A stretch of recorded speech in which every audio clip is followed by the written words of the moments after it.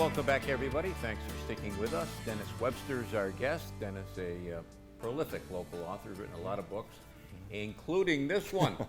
And I'm one of the many people that didn't read that book. I'm just teasing you. A lot of people didn't read it. Yeah, I'm teasing you, Dennis. But this was Clock was fiction, and all your other books were nonfiction. Right. What was Clock about? In my day job, I work at the Central Association for the Blind and Visually Impaired. I'm wearing the logo on my shirt. Yep. So I've 20 years I've worked with the blind and visually impaired, and I wanted to use my background in that, in my job, to create a book. And I created this character, Rachel Klakowski. So she's called Clock, and she's a blind private investigator. And her and her guide dog solve a murder in Utica. And I had a lot of fun writing that book. Wow, it took me over a year to research it and write it. And I had some people that work with me that are blind. They read it, and they said it was very authentic. And I sold like 5 copies. I think that the one you have is the only one in existence. So it tanked quite badly. Well, the big difference is, I mean, at least you got it out, you know. Right. I tried writing something in fiction, and I couldn't even get it finished. So I give you kudos for doing that. A lot different writing fiction than nonfiction, Dennis. Yeah, the thing I loved fiction, but I mean, nonfiction is really my passion. But with fiction, you pretty much can go anywhere you want. But it's funny because you still have to have accuracy and authenticity when you do stuff. You know, like if I'm writing a book about a person who's blind and someone who works in the field reads something, they're going to be like, no. Yeah. Just like I do when I watch a television show, if there's a person who's blind using a cane, and you could tell if they've been taught by an O&M specialist how to do that or not. You'll pick it right out and say, oh, come on.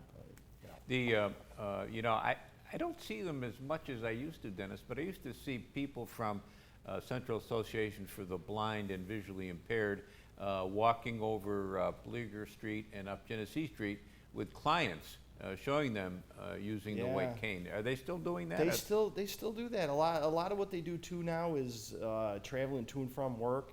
They do a lot of stuff at your home. They're their most frequently traveled places. Like they'll go to the grocery store that they will patronize and things like that. But they still sometimes go up and down because Genesee Street's an excellent place because of all the busy intersections and stuff and learning how to properly cross. It's actually can be a very frightening thing for a totally blind person to cross in traffic. I laugh because there was a blind person, this was years ago, on Genesee Street, and I saw him there, and I went up Genesee Street, and then I came back down Genesee Street. I was driving, and he was still there, and I thought, oh boy, he can't get across the street. He doesn't know, you know, there was no light there, and I thought, so I better pull over. I pulled over, and I walked over to him, and I said, could I help you across the street? And he said, well, thank you, but no, I'm waiting for the bus. You've done other books. Haunted Utica, I know, was a very popular book. What's the most haunted structure in our area, Dennis? I would say the Rutgers mansions, Rutgers 1 and Rutgers 3. Rutgers 3, especially the one that Roscoe Conkling lived in, nationally known, internationally known. When people talk about a haunted in Utica, that's the first place that comes up every single time. I'd say the Stanley Theater is pretty close. Okay. And then number 1, Rutgers Park, that's the old Dowling nursing home. Yeah, the Munns Castle is what originally was called. It's got that really unique design. It's got a Mediterranean type architecture to it. Didn't you do something solely on, speaking of theaters, on Old Forge and the Strand Theater up there? Yeah. Actually, I wrote a book called Haunted Old Forge, and the Strand Theater, that's a beautiful building, is haunted. And originally, that's where the local Masons used to meet in there long ago before it became a theater. When you say haunted, Dennis, what are you talking about? Well, people talk about having ghosts or spirits in a building. More and more people in this day and age believe in that kind of thing. I think in our country, with our Puritan background, people tend to think, well, it's evil or not right. But if you go in a lot of countries around the world, especially in the Pacific Rim, they're quite open to ancestors being around. So I would say, spiritual activity, walking, knocking. Sometimes you can hear voices and things like that. I sense that you believe in the supernatural like that, yeah? I absolutely do. I'm a very spiritual person. I'm a religious person. I'm Roman Catholic. I go to Mass. But I absolutely believe in spirits in the afterlife. Why wouldn't you? Some of the theories on why people are sticking around and not have moved on to places like heaven or another realm would be unfinished business, or maybe so happy in the place that they passed away in, they want to stick around in that location. Why do you think that places like theaters, for example, are a common place for this to happen? Total guess, total theory, because I won't know the realistic part of this until I'm gone. Yeah. But while I'm here, the theory is places that had joy, laughter, fun, fond memories.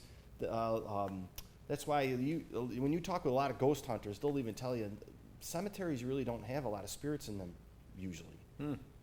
I remember that there was a ghost hunter from, I think he was from New Hampshire. Years ago he came here, and I followed him around. He went to that restaurant down in the valley, Beardsley Manor. Oh, yeah. And Yeah, it's haunted. yeah. Oh, yeah, I've been in there multiple times. It's a really interesting, fascinating place, and it's actually haunted. It's been on national TV a couple of times. It's been on Ghost Hunters television show, and it's a neat place. Your books are still for sale. I mean, I don't know if all 12 of them are out there, but I know a lot of them out there because I was at Barnes & Noble the other day and I saw them. Yeah, they're still all out there. The only one you can't get is the old main book. You have the only remaining copy in your hand because it's out of print, and I ran out of copies, and that's when I was very fortunate and pleased that a publisher decided to pick up that book and publish it. Yeah, and Clock is not available. I haven't seen.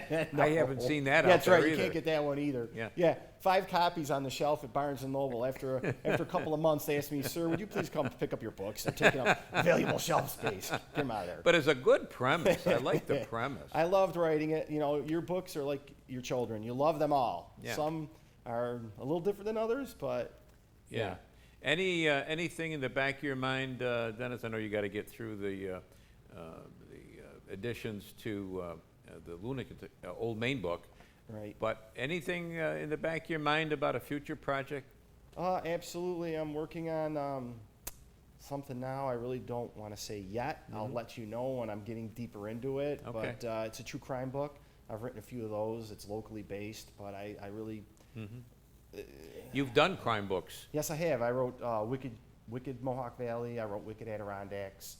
I also wrote a book about the Lita Beecher Jean Giannini murder in Poland, 1914. And the true crime books, got to be careful with those. I mean, you got to get all your facts straight on those. Oh, you could you have do, some 'cause problems. believe me, there's nothing worse than, I mean, you got to be tight on all of your facts and the best information, because someone inevitably will come to a book signing or stand in line and they will correct you. Yeah. They'll say, hey, you know, on page 183, that didn't happen. This is what happened. You got the date wrong. Or the only thing that's tough is when you're doing research with old newspapers. It's funny because you'll see like the Utica Globe, and the 3 different papers will have different dates, different spellings of names.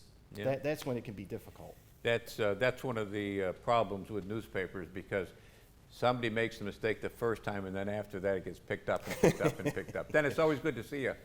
Yes, sir. Always All a right. pleasure. Yeah, okay. My pleasure.